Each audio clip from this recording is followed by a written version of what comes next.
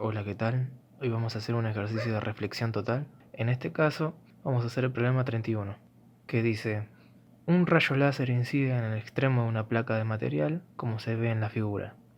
El índice de refracción de la placa es de 1,48.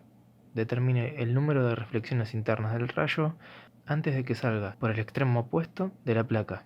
Tenemos que el índice de reflexión del material es de 1,48. Y el del exterior vamos a suponer que es el del vacío o la aproximación que le hacemos al índice de refracción del aire, que es 1. Entonces, para calcular el número de reflexiones internas que hay adentro del material, tenemos que calcular este ángulo. Vamos a necesitar saber la distancia que hay entre reflexión y reflexión, entre esta distancia y esta distancia, que podemos llamar distancia D.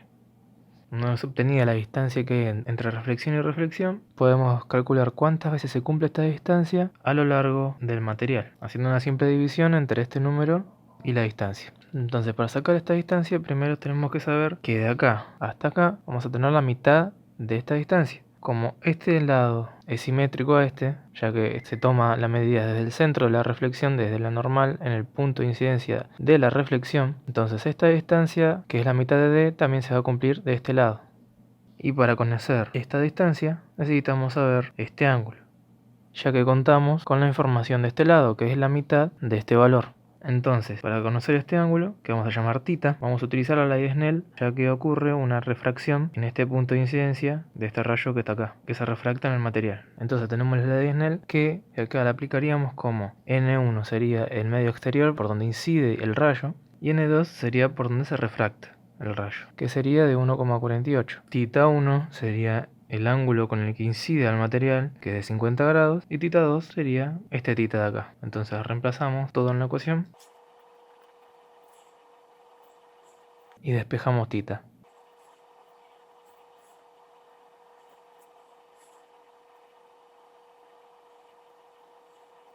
¿Y sí? Entonces acá para despejar θ sería pasar dividiendo 1,48 y pasar el seno como la inversa del seno, que sería el arcoseno. Ya nos queda como el arcoseno, el seno de 50 dividido 1,48. Haciendo en la calculadora quedaría como seno a la menos 1 del seno de 50 grados dividido 1,48. Nos da un total de 31,17 grados. Bien, ya tenemos el valor de θ.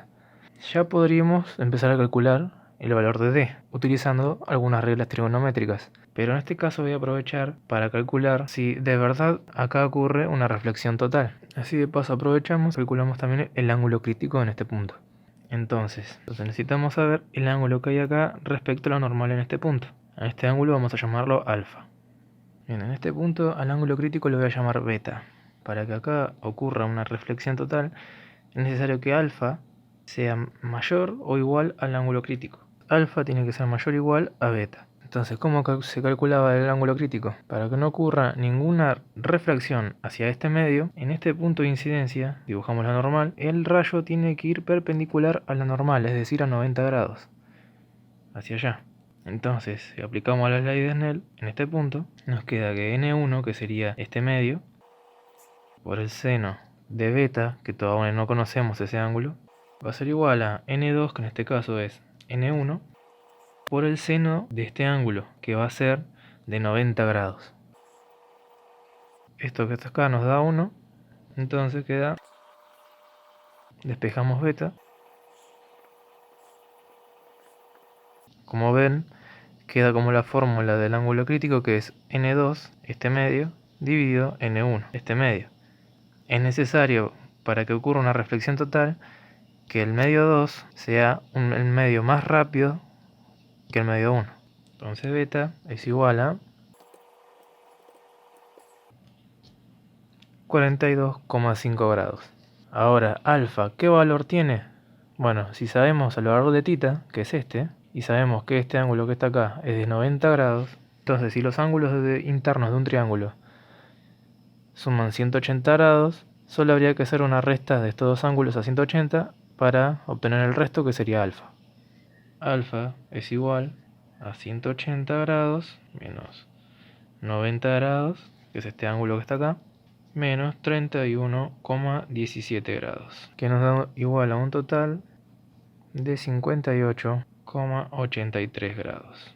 Entonces podemos ver que esta condición se cumple. Alfa es más grande que beta. Repito, esto no lo pedí el ejercicio, pero aprovechamos para repasarlo. Entonces, volviendo a lo que pedía el ejercicio, para calcular esta distancia, que es la mitad de la distancia D, usamos una razón trigonométrica que nos relacione el lado adyacente al ángulo con el lado opuesto, que ese sería la tangente.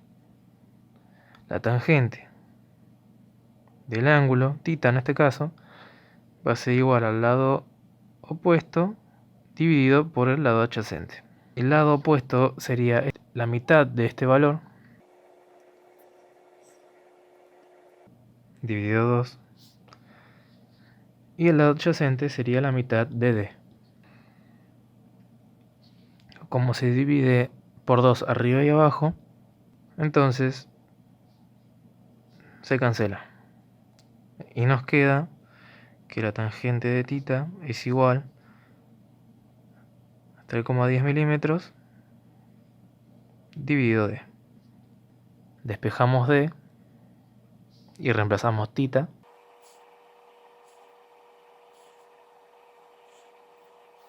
Nos queda de la siguiente manera. Entonces calculamos D.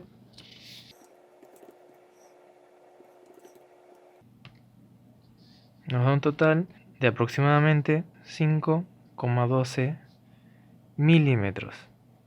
Ya que estamos usando milímetros, nos da en milímetros el resultado.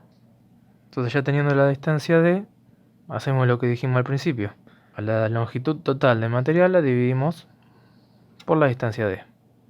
Y eso nos va a dar la cantidad de reflexiones internas que hay en el material. Entonces, la cantidad de reflexiones internas va a ser igual a 42 centímetros dividido 5,12 milímetros. Como no podemos dividir centímetros por milímetros, porque no son la misma unidad, por lo que no podemos operar, entonces o a este valor lo pasamos a centímetros o a este valor a milímetros. En este caso yo elijo pasar este valor a milímetros porque se me hace más fácil. Como centímetros es 10 veces más grande que milímetros, lo único que hay que hacer es multiplicar este número por 10. Por lo que nos va a quedar, en vez de 42, 420 milímetros. Y eso nos va a dar un total de aproximadamente, y redondeando bastante bien, nos da una cantidad de reflexiones internas de 82. Entonces hay 82 reflexiones internas dentro del material.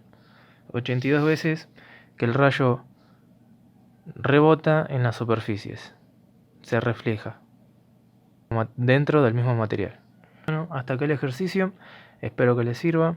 Cualquier duda que tengan me mandan un mail. Yo les voy a responder lo más rápido que pueda. Así que bueno, nos vemos en el próximo ejercicio. Cuídense.